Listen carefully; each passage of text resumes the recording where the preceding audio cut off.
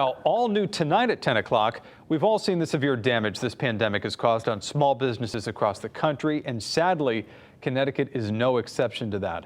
The capital city has been impacted by COVID-19 related closures, but it's now looking forward to how it will once again rebuild. Fox 61's Gabby Molina has the story on how Hartford is open for business. A walk through downtown Hartford reveals the grim reality of a post-COVID world.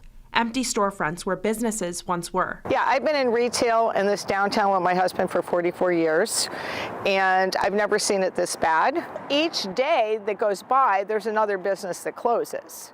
At the corner of Pratt and Trumbull Streets in the heart of downtown sits the clothing store Morneau's Stackpole Moore Try-On. From there, owner Jody Morneau has watched the pandemic transform the bustling area into merely the shell of what it was. It's very depressing because most of the people that have closed have been my longtime friends. For the people that didn't make it for a long time, I would walk around crying. Hartford's Chamber of Commerce says many businesses have closed their doors since the pandemic began. One factor, the transition to work from home. The tens of thousands of employees that used to come into the city stopped coming in, and businesses felt that impact. When the one industry decides not to come back, and I can understand why, they have to protect their employees, but there was no safety net put in place for small businesses. But now there's a sense of hope. COVID cases continue on a downward trend.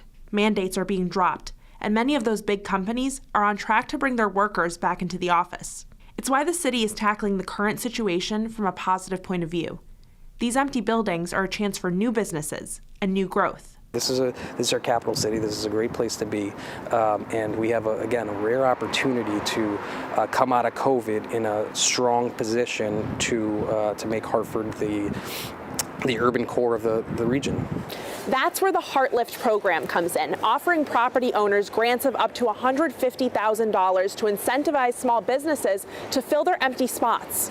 We want to accelerate that a little bit. We want to create that extra incentive to make sure that they do it soon, that they do it in Hartford, and that they do it in a way that brings vacant spaces back to life. And there's already been an interest. The first 10 recipients of the grant have been chosen, including Corner 3, which will transform what's currently an empty space into a new sports bar that will open on Pratt Street, across from the Excel Center. It's exactly what officials are hoping to see. We want to see businesses open in these buildings as quickly as possible, and what's great is that the businesses are lining up to do that.